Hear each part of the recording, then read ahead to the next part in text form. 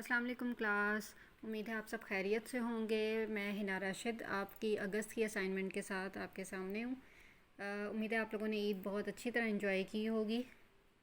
چلیں اب واپس آ جاتے ہیں اپنے کام کی طرف۔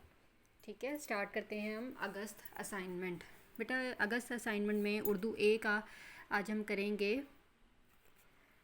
سبق حضرت محمد صلی اللہ علیہ وآلہ وسلم کی رحم دلی، یعنی آج ہم اپنے پیارے نبی حضرت محمد صلی اللہ علیہ وآلہ وسلم کے بارے میں پڑھیں گے، ان کی رحم دلی کے بارے میں پڑھیں گے۔ چلیں آئے پڑھائی شروع کرتے ہیں۔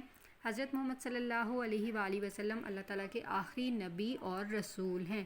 بیٹا یہ تو آپ سب کو پتہ ہے نا کہ آپ صلی اللہ علیہ وآلہ وسلم اللہ کے آخری نبی اور رسول ہیں۔ آپ صلی اللہ علیہ وآلہ وسلم کو اللہ تعالیٰ نے تمام جہانوں کے لیے رحمت بنا کر بھیجا۔ تمام جہانوں کے لیے یعنی سب کے لیے، تمام جہان یعنی بیٹا یہ زندگی بھی اور جو اس زندگی کے بعد جو ختم ہو کے جو دوسری زندگی ہماری شروع ہوگی اس کے لیے بھی، یعنی سب کے لیے رحمت بنا کر بھیجا ہے۔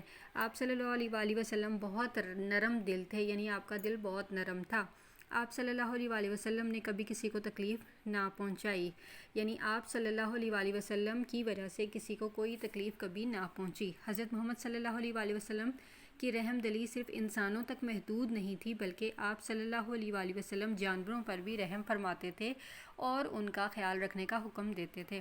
بیٹا ہمارے نبی کریم صلی اللہ علیہ وآلہ وسلم نہ صرف انسانوں کے ساتھ رحم دلی کے ساتھ پیش آتے تھے، بلکہ آپ جانوروں پر بھی خود بھی رحمت فرماتے تھے اور دوسروں کو بھی ان کا خیال رکھنے کی تلقین کرتے تھے، ان کو حکم دیتے تھے۔ ٹھیک ہے، امید ہے کہ آپ کو یہ سبق پڑھنے کے بعد جو ہے آپ نبی کریم صلی اللہ علیہ وسلم کی زندگی سے جو ہے وہ رحم دلی کی مثالوں کو دیکھیں گے اور ان کو اپنی عادت بنانے کی کوشش کریں گے۔ ٹھیک ہے، اپنا بہت زیادہ خیال رکھیں۔ اللہ حافظ۔